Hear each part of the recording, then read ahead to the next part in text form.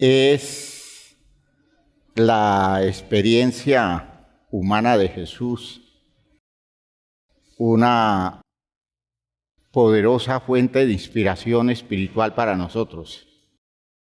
Ese hombre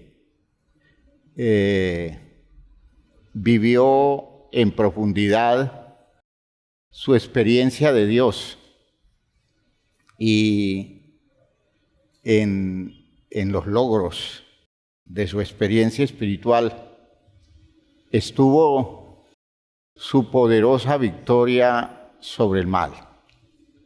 En la segunda canción que cantábamos hay una expresión que deja ver la idea y es, gracias, y es que él decidió encomendarse a su Dios, depender de su Dios y dedicarse a hacer su voluntad.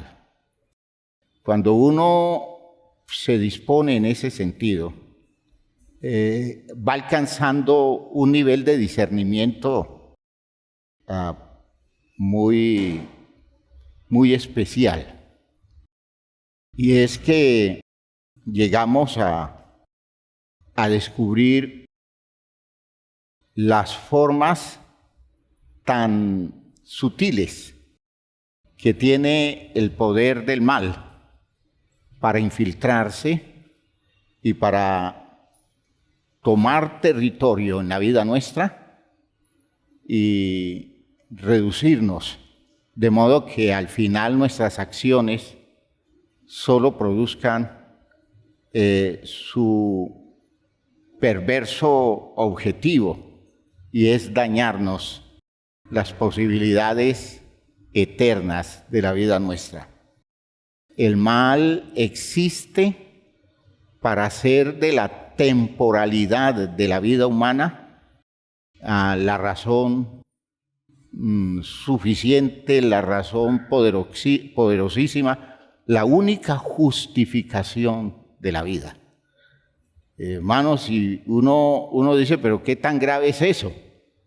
Pues es gravísimo, porque cuando un hombre trata de justificar su vida en los pocos años de existencia que tiene en este mundo, su vida siempre termina frustrada porque los cuantos años aquí no alcanzan a hacerle justicia. De modo que terminamos nosotros insatisfechos, terminamos nosotros con ese sentimiento de que el mundo no nos fue leal, que la vida en la tierra es muy triste.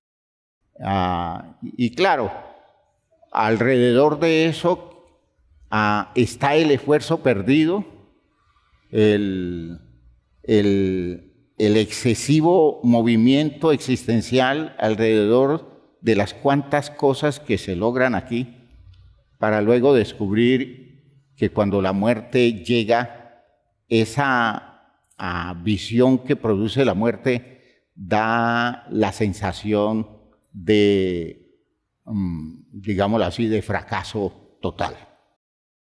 Hermanos míos, es grave. Es la psicología del razonamiento a través de los argumentos del mal, que no se ven malos. Que usted se preocupe desmedidamente por su trabajo, por su profesión, eso no se ve malo. Que usted se preocupe por el bienestar físico de su familia, eso no se ve malo. El problema es que el mal logró hacerle perder la perspectiva eterna de su vida. Y eso es fatal. Eso es fatal. Entonces, son muchas las expresiones del mal. Y yo quiero que entiendan que solo la claridad de Dios, la sensibilidad de Dios, el poder del Espíritu de Dios nos da el discernimiento oportuno para descubrir cuándo estamos cayendo bajo el poderío bastante subyugante. Esa es una cosa que esclaviza. El mal esclaviza con un sentimiento de bienestar. Ese es el efecto opiáceo del mal, ¿no? Da la sensación de bienestar, da la sensación de tranquilidad. Las personas sienten que flotan en el aire, pero se están yendo cada día más lejos de su realidad y se están viendo en condiciones cada vez más perdidas. Eso no lo identifica todo el mundo. Y no por estar en una iglesia lo identificamos. Necesitamos meternos en la experiencia de la cercanía de Dios, como Jesús nos la muestra, y entender que es una exigencia extrema de disciplina. Y por eso nos estamos metiendo en este análisis acerca de la tentación de Jesús. Sigo insistiendo en el hecho bíblico de que el texto de Mateo 4 no es un texto para verlo literalmente. En la experiencia nuestra, tenemos que decir que la tentación de Jesús es muy distinta de la nuestra. Y la tentación suya es muy distinta de la mía. Las cosas que para mí son tentación no lo son para usted probablemente. ¿Ya? Por eso uno, frente a eso, debe ser muy respetuoso con la persona tentada. Porque yo he escuchado por allí expresiones, ¿no? ¿Y usted qué le ve de atractivo a eso? Pregunta boba, ¿ya? ¿Qué le ve de atractivo? Pues lo que usted no le ve, porque es la condición particular de cada quien, la experiencia especial de cada quien. Por eso, en la tentación de Jesús, hermanos, la tentación de Jesús no es el tipo de tentación general, universal. Voy a decirlo en estos términos. Es la tentación extrema, delicada y muy refinada de el hombre que ha descubierto su responsabilidad en la misión de ser el Cristo. ¿Ve? Eso es una cosa de la exigencia muy distinta.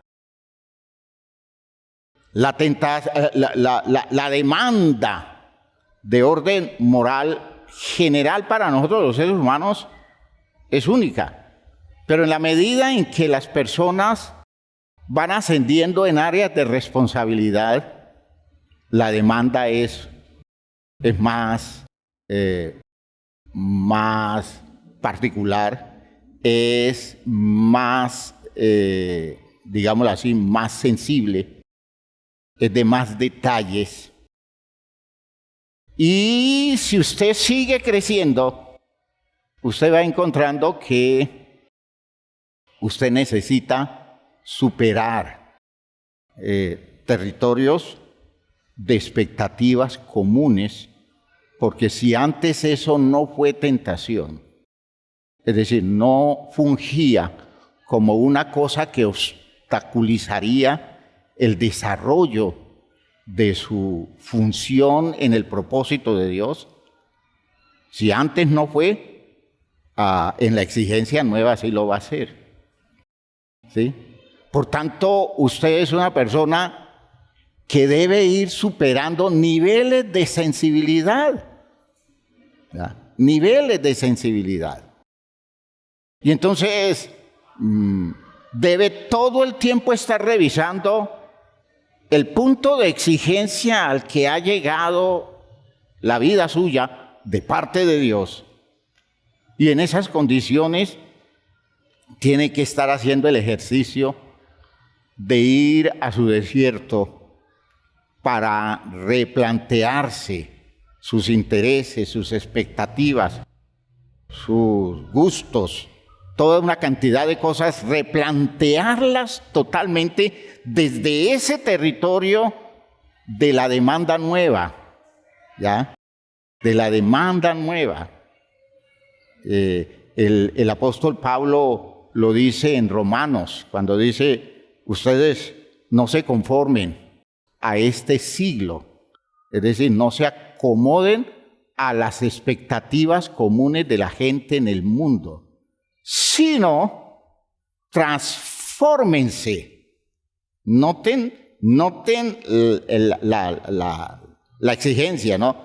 Transfórmense conforme a la medida en la que se va renovando la mente de ustedes, ¿no? Transformaos conforme a la renovación de vuestra mente.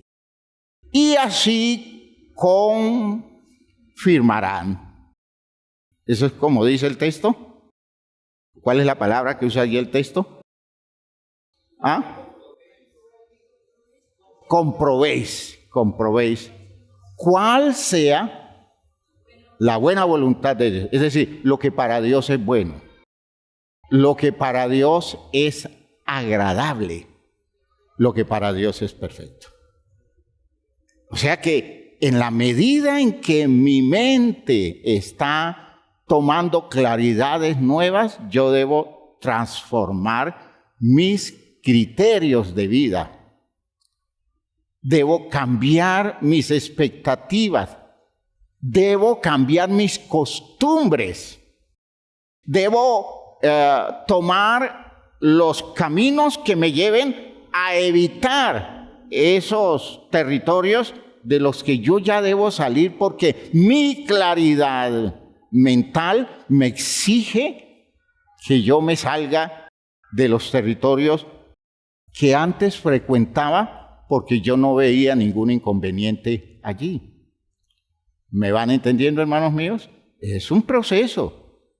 Es un proceso. ¿Por qué? Porque si yo continúo moviéndome en esos territorios, ya voy a recibir el impacto de una tentación, y llega la tentación porque el interés lo tengo, la expectativa está allí, el deseo está allí, el gusto está allí.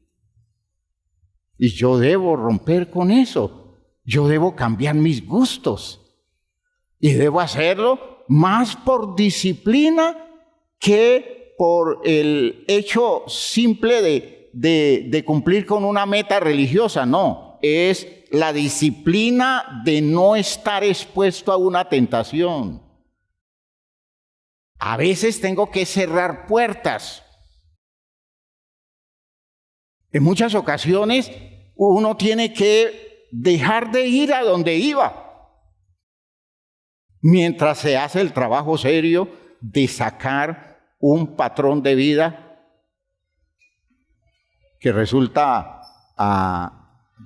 peligroso, porque todavía despierta en nosotros motivación e interés. ¿Me están oyendo lo que estoy diciendo? Fíjense que es así como se enfrentan las tentaciones. Las tentaciones no se enfrentan dejando que ellas lleguen y nos produzcan el impacto y nos despierten ese interés, esa motivación, esa inclinación, porque muy probablemente si funcionamos así, no es extraño que con mucha facilidad caigamos. No, la tentación se vence derrotándola en el territorio interno de nuestra vida, sacándola de allí. quitándole su lugar preferencial, quitándole su importancia para la vida nuestra, ¿ya? Colocando en ese lugar otras cosas que son valiosas y que son positivas y que no hacen daño.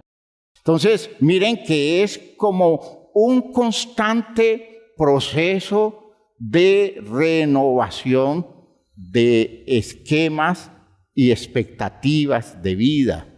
Por eso, en la idea de la tentación, insisto en ese detalle, se coloca la experiencia de Jesús como una experiencia, versículo 2 del capítulo 4 de Mateo, que se da en un ayuno de 40 días y 40 noches. 40 días y 40 noches. Es un tiempo simbólico, ¿no? Es un tiempo simbólico. ¿Por qué? Porque debo superar mi manera de entender la vida, mi manera digámoslo así, mis inclinaciones, mis gustos, mis intereses. Tengo que superar mis expectativas, tengo que superar mis planes. ¿Para qué? Para que lo que hoy es tentación, mañana no represente nada. Porque recuerden que uno no es tentado por lo que se le muestra afuera. El problema de la tentación nunca está afuera. ¿Ya? Nunca le eche la culpa a las mujeres porque lo tientan. Las mujeres no tientan por ser ellas o por su presentación o por lo que hagan. La tentación está dentro de nosotros. Eso es lo que dice Santiago, ¿no? Eso es lo que dice Santiago. ¿No? Cada uno es tentado cuando de su propia concupiscencia, ¿qué dice? Es atraído y ¿qué? Seducido. ¿Qué es lo que lo atrae a uno? Su propia concupiscencia, ¿ya? Su propio gusto, su deseo desbordado, su interés especial. Cuando usted tiene mucho deseo de algo que no representa una verdadera solución para su vida, o no está al alcance de sus posibilidades, usted tiene que buscar la manera de quitarle peso a su interés, porque ese interés lo puede desviar, lo puede descentrar, lo puede colocar en la búsqueda de cosas que al final le hagan perder el precioso territorio de ubicación moral y espiritual que usted tiene, porque en su afán de conseguir eso que se vuelve un deseo ferviente, se ve muy noble, pero es inconveniente por la época, por las circunstancias, y si usted no sabe manejar eso, por allí se le pierde la vida. Eso es como el hilo que le queda suelta al vestido que la modista hace. El hilo lo deja allí y de pronto ese hilo se enreda y por allí se va toda la costura. ¿Me están entendiendo, hermanos míos? Es una cosita apenas que sobresalía, ¿ya?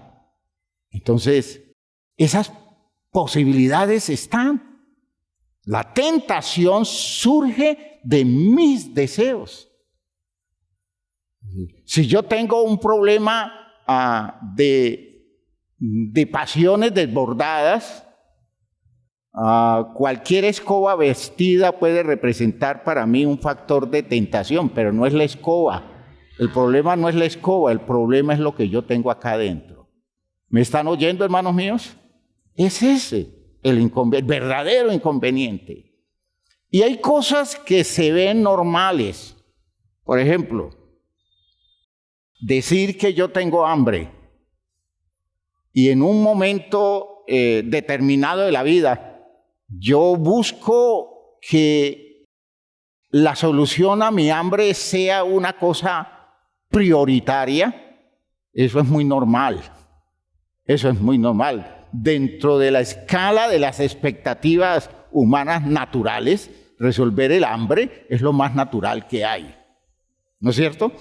Sin embargo, en el caso exquisito de la vida de Jesús, en la responsabilidad que tenía Jesús con su misión, a ese soñar con una solución en el que está buscando que una determinada piedra se le convierta en pan. Es una figura elaborada muy elegantemente para hacer que mi deseo se vuelva prioridad, y debe ser prioridad después de 40 días y 40 noches. Figura simbólica, tiene hambre, quiere hacer algo, quiere conseguir algo, y la expectativa es muy fuerte. Y ya lleva mucho tiempo en el anhelo, en el deseo, en el querer. Y entonces ya cualquier oportunidad que se le presente, la va a aprovechar. Y no se da cuenta que eso lo está desviando de las verdaderas soluciones, las que vienen de parte de Dios. Y entonces, por eso él entiende que ese afán por resolver las demandas, las expectativas, no solo es de comida, porque a veces lo reducimos a la idea de la comida. No es solo comida, son otros niveles de necesidad, ¿ya?, que se vuelven prioritarios, definitivos.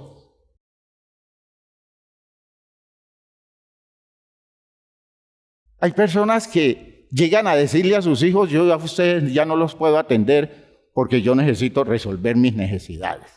Ya me dediqué mucho tiempo a atenderlos, los deja adolescentes, los abandona adolescentes y se va a buscar la realización de su propia vida. A eso es que se refiere el factor tentador. Dejo a un lado mi responsabilidad porque mi necesidad es más grande, más importante y más definitiva que mi responsabilidad. Siempre les menciono la frase del himno nacional, ¿no? Deber antes que vida. Deber antes que vida. Y ese es el sentido bíblico. Y en el servicio a Dios así son las cosas. Responsabilidad es antes que soluciones de necesidad. Cuando yo tengo encima una responsabilidad, esa responsabilidad es más importante que todos mis sentimientos y mis expectativas de necesidad. Aún aquellas cosas que en lo natural se vería lógico, si eso natural se vuelve más importante que mi responsabilidad en el programa de Dios, ya estoy abocado al fracaso. Ya estoy exponiéndome a un fracaso porque mañana esa necesidad va a tener un punto muy alto y me va a dejar ver mi responsabilidad como algo tan secundario que yo lo puedo dejar a un lado porque primero está mi necesidad. ¿Me están oyendo, hermanos míos? Eso es un factor tentador. Entonces, ¿qué debo hacer? Quitarle peso a todo eso. Por tanto, debo comenzar a hacer ese ejercicio de superar un nivel de vida.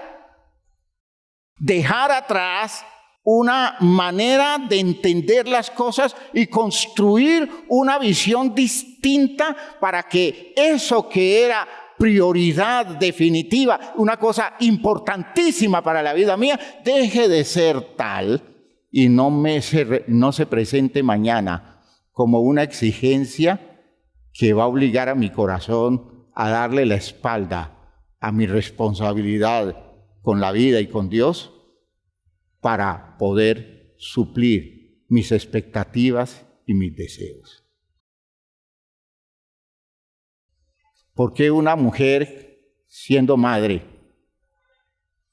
por unos sentimientos desbordados que se le dan,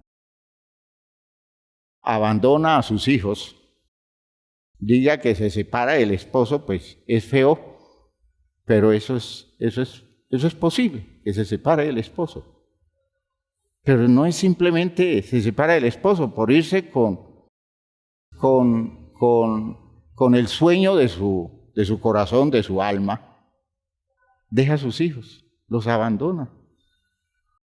Y se va detrás de un hombre, porque su necesidad es más importante que el bienestar de sus hijos. Cuando en una madre sucede eso, el factor tentador es una cosa muy descuidada, muy responsablemente manejada, nunca atendida a tiempo, nunca trabajada como debió ser trabajada.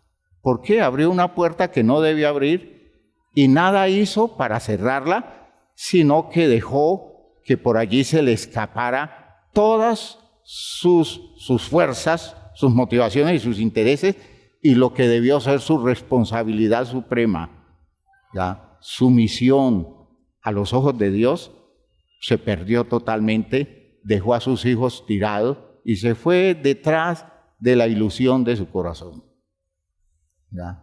Para luego descubrir que no era gran cosa y tener que lamentar que no estuvo con sus hijos el tiempo difícil, el tiempo exigido, el tiempo especial. ¿Me están oyendo lo que estoy diciendo, hermanos míos? ¿Ve? A eso es que se está refiriendo el texto. La tentación de Jesús es una cosa que se tiene que enfrentar después de que pasan 40 días y 40 noches. Porque si no se llega hasta el día 40, ¿ya? Si no se llega en la figura, entiendan, en la figura, si no se llega hasta el día 40, la tentación va a llegar y me va a desestabilizar. Jesús la resolvió. Es decir, ¿cómo? Jesús le quitó vigencia. Jesús le quitó peso. Porque Jesús cambió su mente, cambió su enfoque, cambió su manera de entender la situación de la vida. Jesús hizo un cambio generacional en él mismo. Dejó de ser el muchacho que era y se convirtió en una persona madura. Y entonces ya entendió las cosas de otra manera. Si no pasan los 40 días y 40 noches, símbolo. Si no pasa ese salto generacional, a Jesús se hubiera tenido que enfrentar a esas tentaciones y no tendría con qué resistirlas, no tendría cómo soportarlas. Jesús enfrentó las tentaciones con el poderoso argumento de su superación a través de las grandes razones de Dios que le dieron la claridad nueva, que le permitieron entender que la vida no se enfoca desde ese territorio, sino desde el poderoso territorio de la voluntad de Dios. Aleluya, aleluya. Por eso todas las respuestas de Jesús son respuestas conforme al propósito de Dios, son respuestas basadas en la Escritura. Si ustedes analizan esas tres respuestas de Jesús, son respuestas sacadas del espíritu de Deuteronomio, ¿ya? El pueblo de Israel en el desierto está enfrentando la necesidad del cambio generacional y ese cambio se va presentando con demandas. Y miren ustedes que Jesús extrae en su formación, en la disciplina espiritual de él, en su formación escritural, saca de Deuteronomio los haces del bolsillo. Es decir, de allí los saca y dice, mira, tú me dices tal cosa, yo te digo esto. Lo que te estoy presentando son las razones que Dios me ha dado. Tú ya no eres una tentación para mí. ¿Por qué? Te insinúas, pero ya no me dices nada, porque ya me lo dijo todo Dios. en su palabra. Aleluya, aleluya. ¿Cuánto de eso necesitamos nosotros? Hacer esos saltos generacionales. Es que a mí me da angustia cuando yo veo personas que se les van los años y siguen siendo los mismos muchachos de siempre. Eso se vería elegante en el mundo, pero en la iglesia no. ¿Por qué no? Porque hay que saltar, hay que superar, hay que dejar atrás cosas. ¿Ya? Hay que crecer. Hay que ver las cosas desde otra dimensión para dar la medida de lo que Dios nos está pidiendo. Que lo que nos está pidiendo es una cosa totalmente distinta de lo que nosotros habíamos sentido que debiera ser nuestra vida. Es un nivel de exigencia extrema. Yo sé que los hermanos que están a la distancia viviendo sus experiencias en los lugares donde están, ellos se enfrentan a muchas demandas que son demandas que les hicieron en la casa o fueron sueños que les colocaron en la casa. ¿Cuántos sueños suyos de esos que de ese tipo de expectativas especiales, porque la casa siempre quiere lo mejor para uno? ¿Cuántos de esos sueños están vigentes en nosotros? ¿Ya? Yo me acuerdo siempre de una canción de Felipe Pirela, un bolero de Felipe Pirela. Felipe Pirela es un cantante venezolano, lo digo para la nueva generación que seguro de ese señor no sabe nada.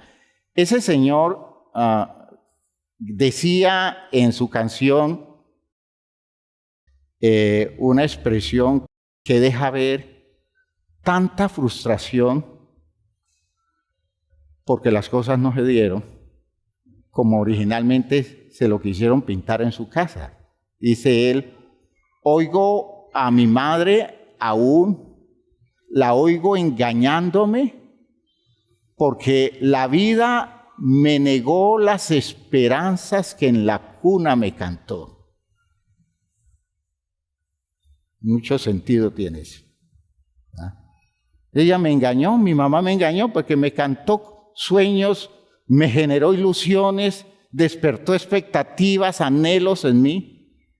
Y ahora, a esta edad ya viejo, yo estoy diciendo, mi mamá me mintió, porque todo eso que me cantó, la vida me lo negó. Nada se dio, porque nunca le hizo ajustes reales a los intereses de su vida y siguió esperando lo que quiso recibir siempre y nunca pudo entender que si hubiera hecho replanteamientos oportunos, sus expectativas y sus intereses habían madurado tanto que no había llegado a caer en ese nivel de frustración porque había descubierto que si la vida no da las cosas que en el común la gente busca, yo sí puedo obtener otras cosas que tienen que ver con las claridades nuevas que logro en la medida en que maduro en la interpretación de las cosas de la vida, y esa maduración me la da Dios.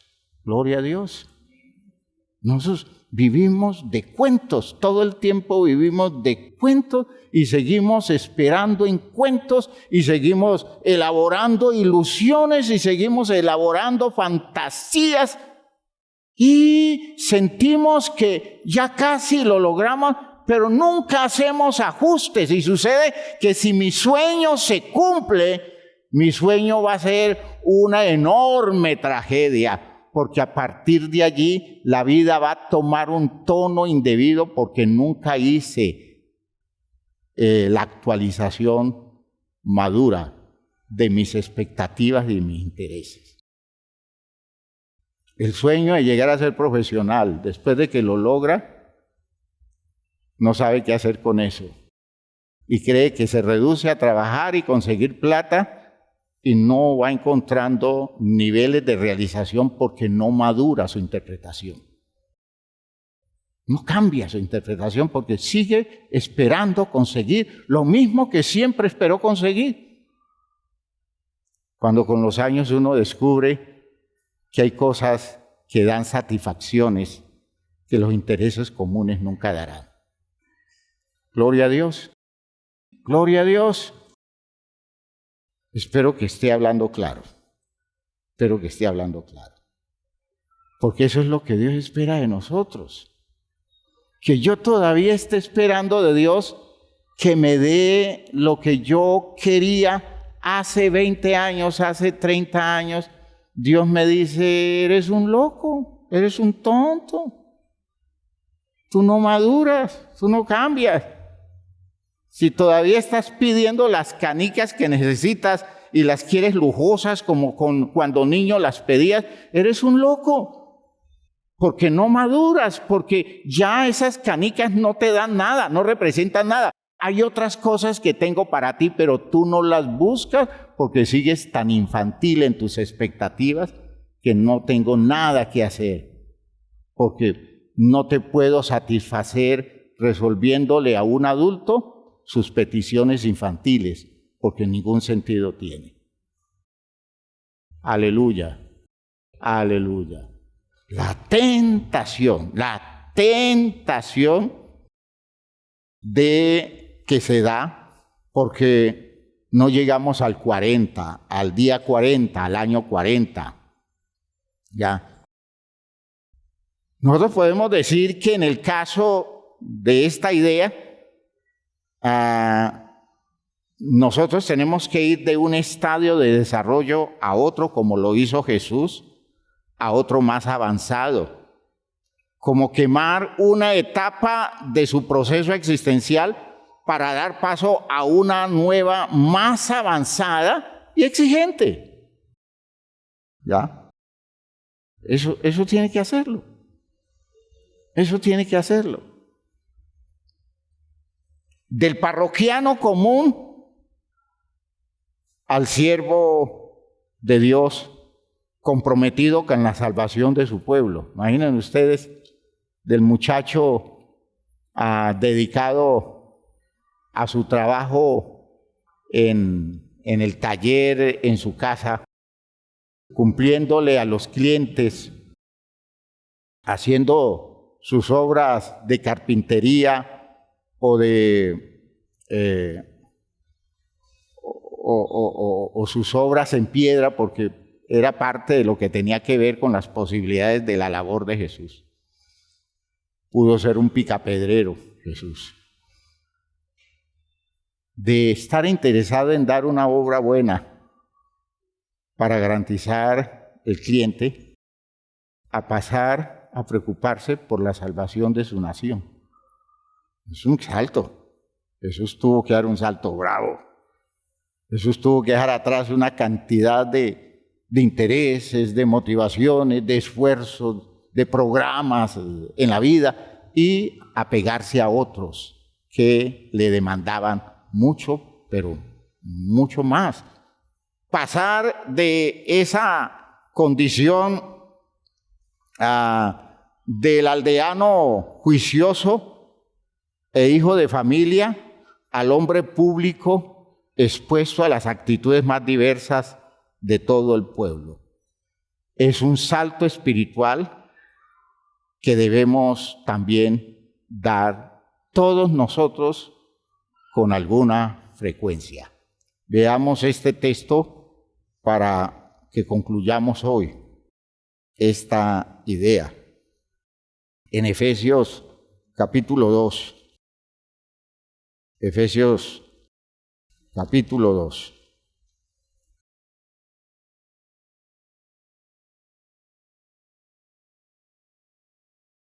Miren ustedes esas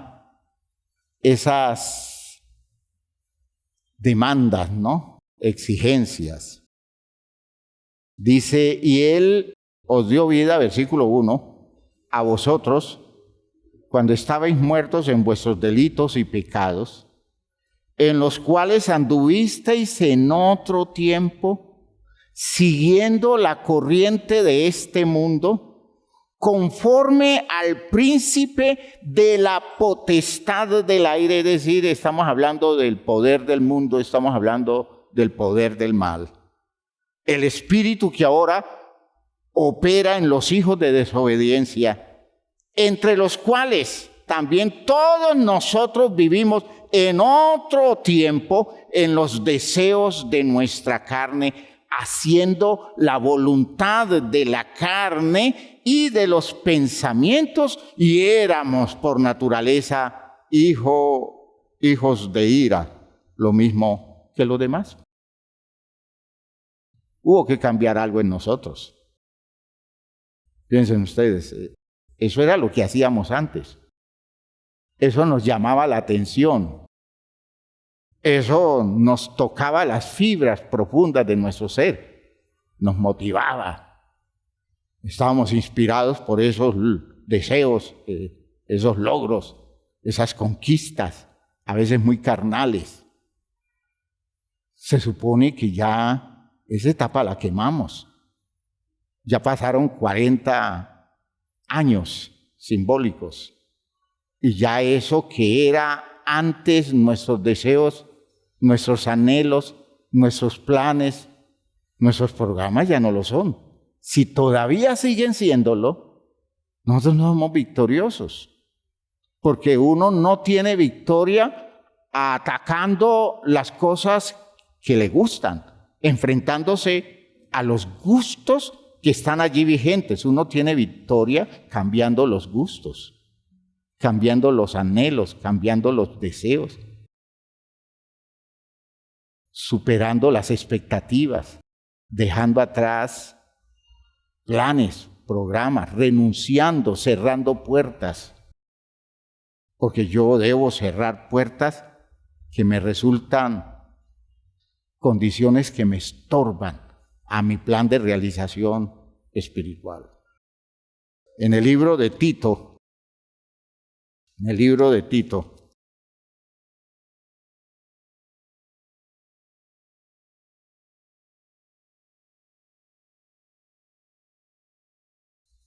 Pablo le está escribiendo a Tito para que forme la congregación en Creta.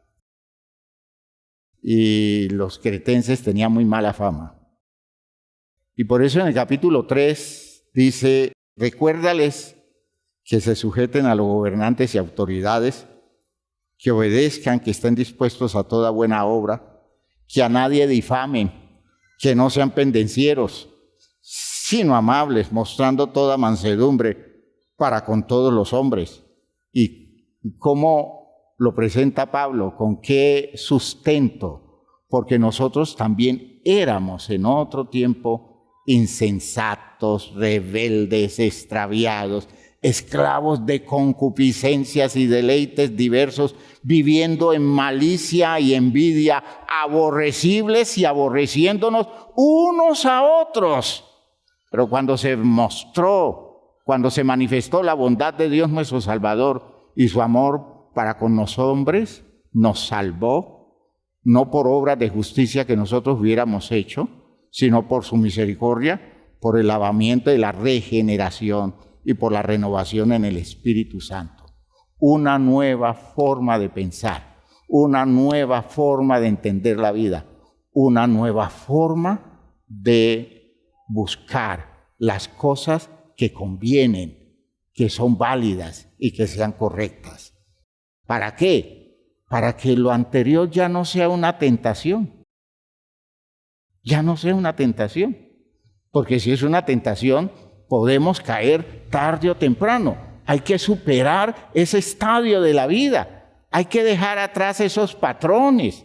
Hay que entender que ya es tiempo de decirle a nuestra mente, a nuestro corazón, a nuestros intereses, que hay cosas más grandes para buscar.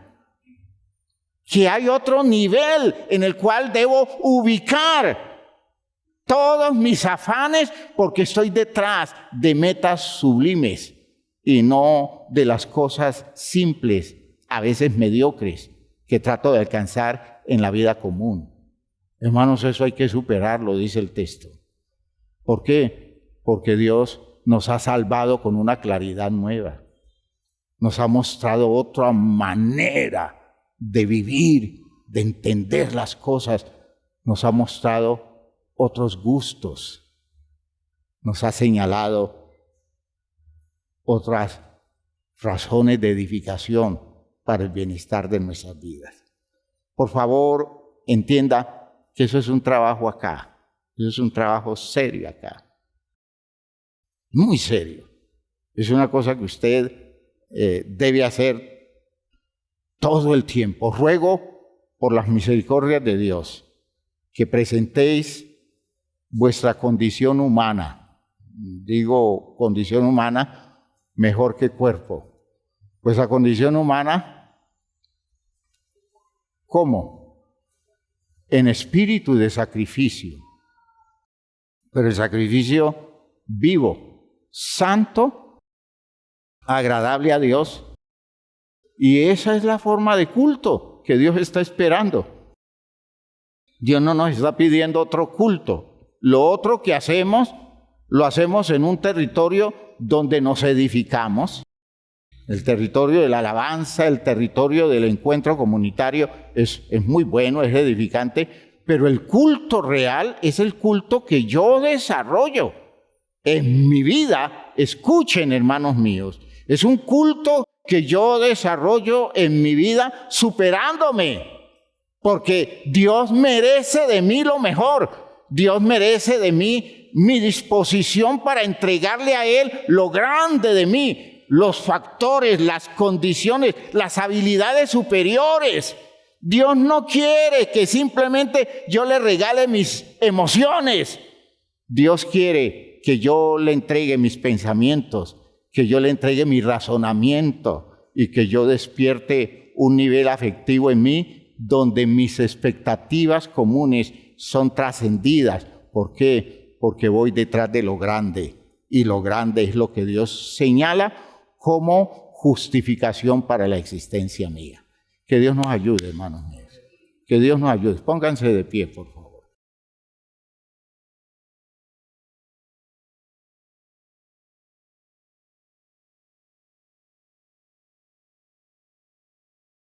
Estamos haciendo el ejercicio de los 40 días y 40 noches, de los 40 años. ¿Cuántas veces han pasado los 40? No literalmente, ¿no? No literalmente, pero ¿cuántas veces han pasado? ¿Cuántas veces hemos superado etapas? ¿Cuántas veces podemos decir que dejamos atrás un nivel de vida que no nos representa ganancia desde el punto de vista moral y espiritual?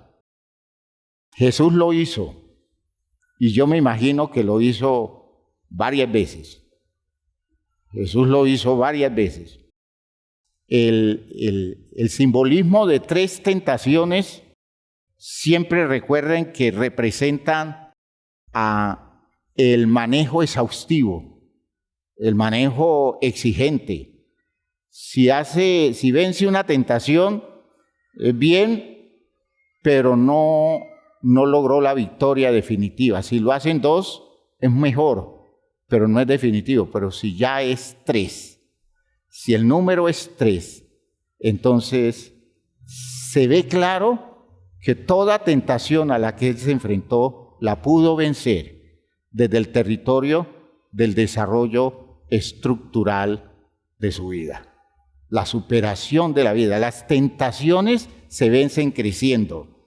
Las tentaciones usted no las vence diciéndole al Señor: Señor, ayúdame a tener aguante, ayúdame a soportar, a resistir, que yo pueda pasar por encima de este deseo. No, yo le tengo que decir al Señor: Señor, ayúdame a ver la vida de la manera tal que esto ya no represente un interés real para mi vida, que esto ya no sea tan decisivo, que esto no sea tan importante. ¿Ha quedado claro? ¿Tiene sentido?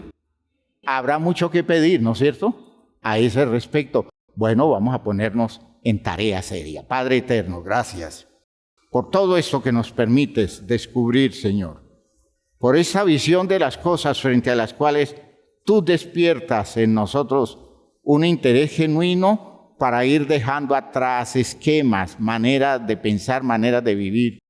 Ayúdanos, Señor, a romper con los sistemas comunes de este mundo. Ayúdanos a encontrar las respuestas oportunas, las soluciones eficaces, las salidas, Señor, suficientes que puedan darnos la victoria en medio de las demandas comunes del mundo. Ayúdanos entonces a ir descubriendo las rutas de soluciones de fondo, todo esto que viene de ti, Señor, que nos ayuda a crecer, que nos permite ir dejando atrás lo que debemos dejar atrás y extendiéndonos hacia adelante a la meta de tu supremo llamamiento en Cristo Jesús. Bendícenos con esa sensibilidad, Señor, y con esa motivación espiritual. Ayuda a mi iglesia en todos los aspectos, en todos los territorios, en todas esas experiencias suyas. Ayuda a cada creyente, Señor, a dejar atrás etapas vencidas de la vida, etapas que deben ser superadas. Y si aún no lo son, Señor, muestra caminos a través de la iglesia para que mis hermanos puedan ir saliendo adelante y dejando atrás todo aquello que antes fue un factor de tentación, pero que hoy necesariamente debe perder peso, debe perder importancia, porque los intereses a los cuales nos elevas la vocación de nuestra vida nos llevan, Señor, a entender que todas esas cosas no tienen ningún valor. En el nombre glorioso de Jesucristo el Señor. Amén, amén, amén. Si usted sigue siendo tentado con lo que lo tentaba a la edad de 15 años, examine el asunto. Pídale a Dios unas cuantas dosis de hormona del crecimiento espiritual, ¿ya? Unas cuantas dosis de hormona del crecimiento espiritual, no la hormona del crecimiento físico común, porque para muchos de nosotros ya no hay remedio, pero desde el punto de vista espiritual sí, ya es tiempo de ir creciendo y de ir dejando atrás cosas. Y hay poder de Dios para eso. ¿Quedó claro, hermanos míos? Que Dios nos ayude. Salúdense unos a otros.